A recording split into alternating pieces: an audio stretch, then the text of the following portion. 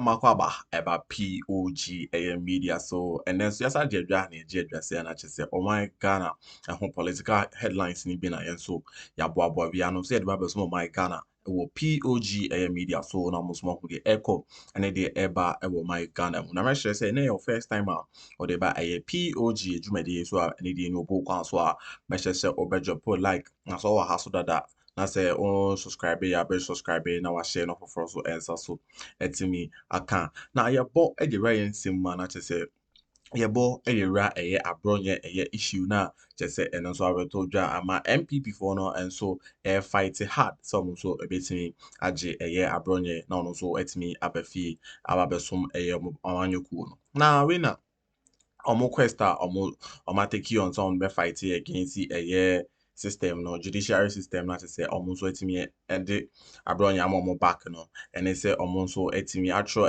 petition na say that petition omo tro same be as almost so edeko down diplomatic corps say omo international body and so can science and sem ni bi omo de sa petition akoda omo efa ekwan the NDC and so they omo faso and the ramble kind of style omo so enam so they arrest omo MPP form so say katashi say any prayer bomb sa petition no omo try na fa sa nsem yi ho a omo so esu emwa area free sa international body or so almost messed up in or Abronyé issue na say democracy and so intimi and preview abusia me say beje na yabo rasa issue but that's it.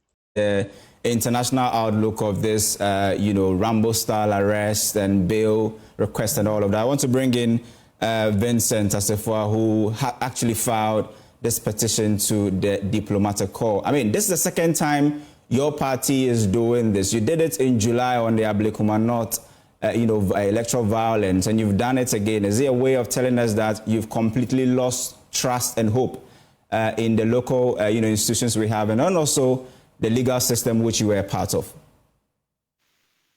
Let me say a very good evening to you and to your cherished viewers. I do not think that is a way of expressing our dissatisfaction as far as the legal system of this country is concerned.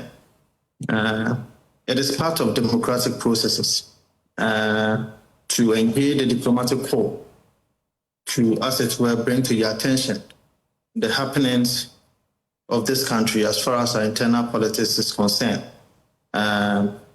It's one of the ways that we can drum home our issues for the Ghanaian people to understand, for the world to also know what is also happening in Ghana. I say so because in the administration of John Mahama in 2013 to 2016, we had one or two similar petitions to the diplomatic corps. From 2017 to 2024, we also had similar petitions. And if you could even check a graphic online publication that was published in 2017, the NDC petitioned the diplomatic corps over attacks during the 2016 elections. Also, President Mahama himself, in October 2024, met the diplomatic community, expressed concerns as far as the 2024 general elections was going to be. He felt that it was not going to be fair, it's not going to be transparent, and he drew the attention of the diplomatic corps to make sure that the elections become fair. There's also a graphic online publication, so there's nothing wrong with that. It doesn't mean that you've lost confidence in the internal, if you like, regulations, or if you like, the legal system that we have in this country. But it is also another way to make sure that the right thing is being done. Hello? Yeah, I can hear you. Hear me? Yeah. Right. I've already indicated to you that Ghana as a country belongs to other international communities. And for that matter, when we see that the leaders of a country is not ready to, to ensure that the rules and regulations that governs human rights, security, and other things, you have to find a way to be able to bring to the attention of the diplomatic corps, if you like, the international community. And that's why I've told you that the diplomatic corps may not have a power to be able to, as it were, coerce the government to do certain things, but it is proper and important that you bring to the attention what is happening in the country, so that you bring to the awareness of the world the kind of internal politics that Ghana is actually facing. So I believe that it is proper for us to bring to the attention the diplomatic corps, and in doing so, the image of Ghana will have to be assessed very well, so that the leaders of the country will find a way to be able to. Already indicated to you that because Ghana is a state that does not live in autarky, because we belong to the international community, it is proper that we are able to espouse our democratic principles in such a way that it will be in consonance with international standards. And so if once human rights are being stampeded upon, if once human rights are being abused, especially when we have signed on to treaties, international treaties that is supposed to be protecting those human rights, even where institution protects those human rights, the executive arm of government sleeping. So in this case, are you inviting them in to be watchdogs or mediators?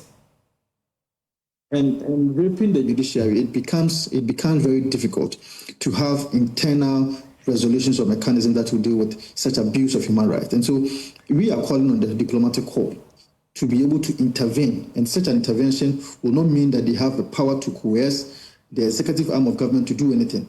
But because the image of the country is being battered and tattered by actions of the executive arm, it is proper that the diplomatic corps tested the image of our country, because they live in the country and they are seeing what is happening. And I think that it is proper for us to be in them so that the diplomatic corps will have a say about what is happening in the country. Well, Nanabi, what's the party's position on this, internationalizing such matters? Okay, so on that tangent, I'll bring in Prof, who, is an international law expert. Prof, this is a trajectory we are going. You just heard Vincent saying that, well, this didn't start under the administration. 2013, we saw the minority then also do same. Running to the diplomatic corps, is it something that we should be, encouraging, looking at the fact that we have robust, local systems in which some of these problems can be solved? Thanks for having me. Well, now we're talking about international process where there is opportunity for states to engage with each other. And so one of the means of which diplomatic relations is conducted is, especially relying on the human rights principles, is that we are talking about the rights of individuals. Most of the states don't or are not willing to comply with the rights of individuals. So it becomes important for governments for people who are victims to seek support from the international community for assistance. So there is nothing wrong with what the NTP has done. And there's also nothing wrong even if somebody has to seek political protection or asylum by going to an embassy and asking for that embassy. But Prof, you agree with me that the fear here is interference and sovereignty of the state. Isn't that going to affect, Yes, I'm coming to that. So in that sense,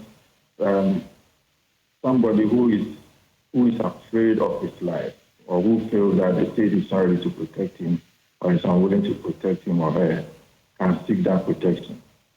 However, when this step is taken, there are various avenues involved. One is to appeal to another government through its diplomatic mission in the country.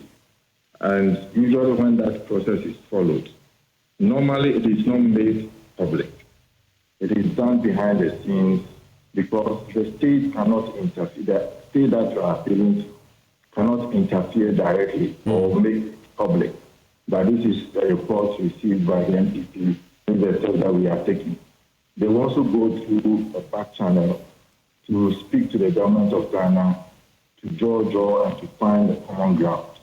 And that is where the element of sovereignty comes in, because you cannot directly interfere in the affairs of a state unless, for example, there is a clear case of rights violation, it is egregious, it is forcing, it is systematic, and it is causing such problems that's affecting the very integrity of the state. In which case, foreign governments can decide to impose sanctions or other means to be able to ensure that the state that is allegedly violating rights is brought to order. The other means is actually to go to any international forum, whether it is a human rights commission or to a human rights treaty body for the issue to be resolved. But for that one, you should have exhausted local remedies before you go that route. So looking at what it is now, while the government has the power to do what it is doing, while the NPP has the right to do what it is doing, it shouldn't be something that is done openly. And it's up to the government, the party that is being appealed to do it in the background so that it wouldn't be seen to be interfering in the aspects of other states. In such situations, it will reflect in, for example, the US. They do annual reports on human rights in each country. Such complaints can be issued through such human rights, can reflect in the human rights report. Sound like you made the year message over job like now so subscribe to POG Political Media so I all messy a lot about Ghana authentic political updates a POG personal also sabet me account now who the airco any the airba or my Ghana muna and sema a Assafuah oh no yes petitioning and the control a yes body anymore na omonso esu omonso editor a year sign a diplomatic one say Omumra no me omumwa na emum ne the NDC organizer Lekem Kotoko and so edibetu dwawo the same show so elchom say we back e bra no mo aban mu no sa ekwan na so no mo the NDC so efa so enti ono so ehu ohun boni bi woman and also enam so ema control sa petition no the control sa international body any no who say normal thing and also when speaking against petition no or say MPP for right and I say they have everything in their power so to betro sa petition no they aka down sa body no that they offer at the end of the particular year.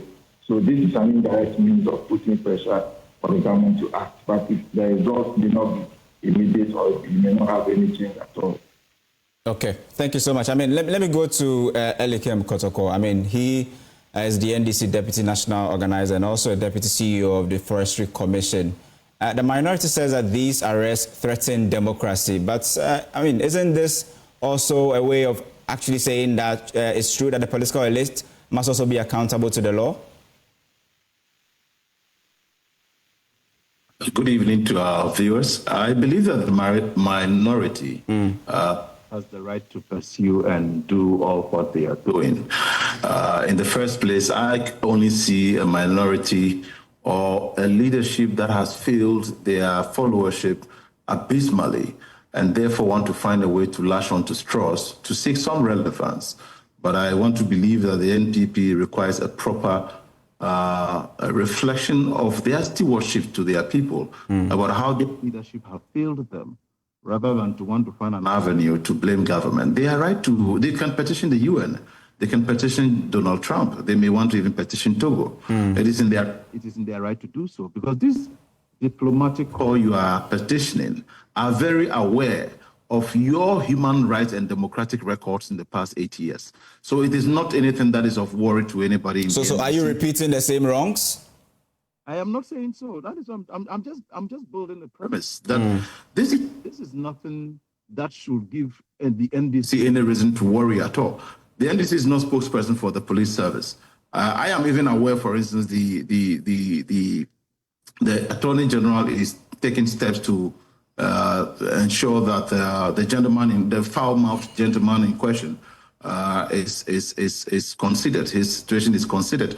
But outside all things, I mean, we were in this country when these very people, I would wish to rather let Vincent answer where they were, if they were in this country when the police service invaded Honorable Jinapor's residence in a Rambo style, when they did same to the current Attorney General, amongst other things. I am not trying to equalize, but you see, when they were doing these things and Ghanaians spoke against them, they were never able to find their voices. Suddenly, a dose of their own medicine has been served them just once or exactly do they want to So any attempt to want to reach out to the international, whatever, they are free to do so, but they are only continually making mockery of themselves. I am looking forward to the police service and the Attorney General in particular putting in measures to remedy this so that it doesn't continue, it doesn't repeat itself again, especially considering the fact that the conduct of the gentleman, the foul-mouthed gentleman in question, who unfortunately also happened to be their regional chairman. I only wonder why the caliber of regional chairman the MPP have are the people who are mostly foul-mouthed and all that. But that aside, I pray that they are giving consideration, or he's giving consideration, so that he can secure his bail whilst whatever needs to be done is done. I am not a lawyer, but I believe that that will be remedied hopefully in this week. Okay, so Henry, I mean, you have been very, very particular about this issue this week. You've been speaking a lot about it. This is the second time that you have your regional chairman being arrested from Chairman Woon to me. Now we are talking about Abronyé. But many have said that, well, you use this same approach to also, mete out the same sort of treatment to this current majority when they were in minority, 4 or 5 years ago. I mean, is there a way of saying that this is a way of scoring political points at this moment in time? Oh, I do not think so. First of all, good evening. I think that any attempt to rationalize or to justify this deliberate attempt to weaponize state institutions to harass and humiliate the opposition is most unfortunate. Look, now I can clearly say that His Excellency, the former president, Nana Akuffo, was and he still is an angel. We're in this country. In fact, if there is any political personality who has been subjected to abuse, it is Nana. Yet he never caused the arrest of anybody. Quite recently, a journalist was arrested. Why? Because he said that the helicopter crash, we should blame President Mahama. We're in this country when Y0hunu, who is affiliated to the NDC, said that anytime Nanado should get onto a private jet, that jet should crash, Nanado should die, and that Nanado is of no use to the country. The video is still viral. Nobody arrested him. Nobody. In fact, we have almost about 4 or 5 radio stations that took it upon themselves to constantly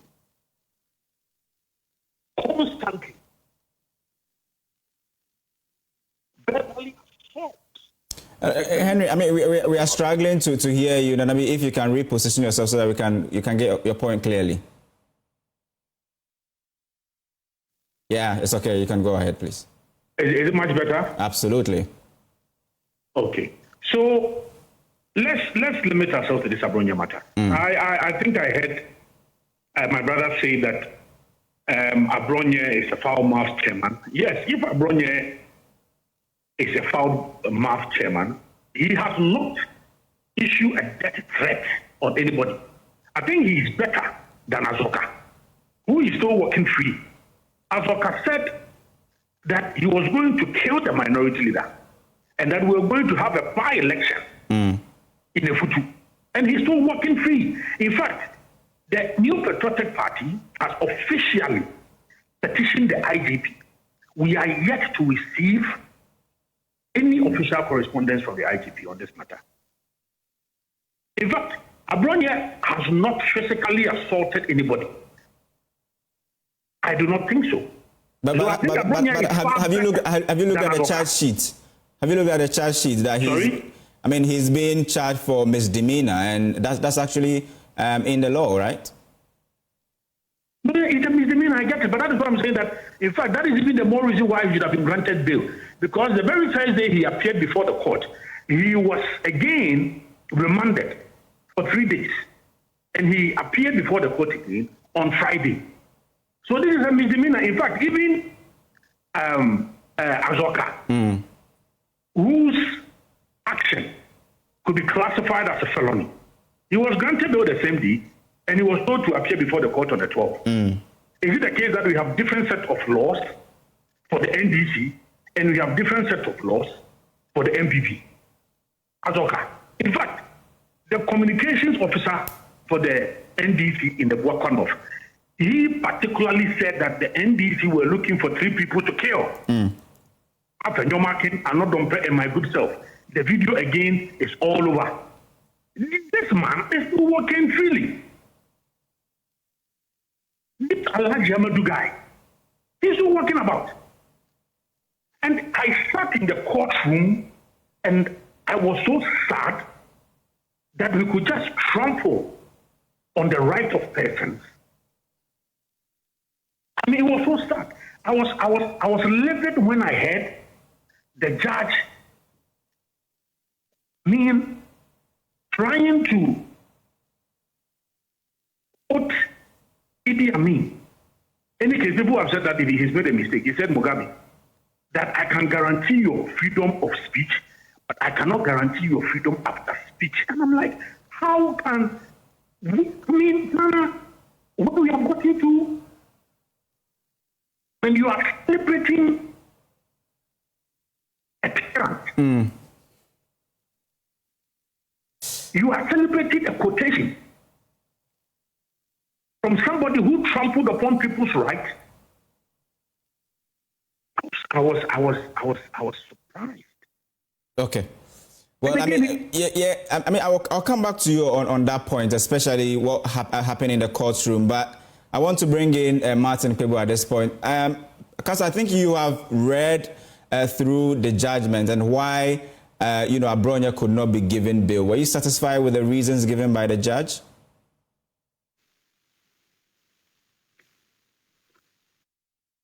Hello, Mr. Kpebu. Kindly unmute so we can hear you. Hello? Yeah. Yes. Okay.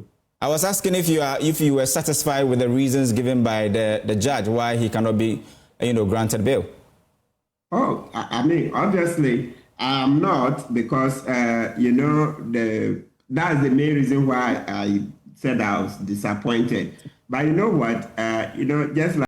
So come home na ebo edira dwumadi say POG Media de ban Ghana authentic political headlines are a POG Media so pen on so betimi aka na wo de echo ene de eba e wo my Ghana mu na me share so subscribe still a ene de ene obo kwa so abedro subscription na wa share no foforo so ensa so etimi aka no so hu de echo ene de eba e wo my Ghana mu na me share so betimi so abo edira the comment section ho na wetimi edim komo ho na POG Media boys no yenso yebeba ne ababa be ma ho eyemo ebeda se so jebre na kam ebese hia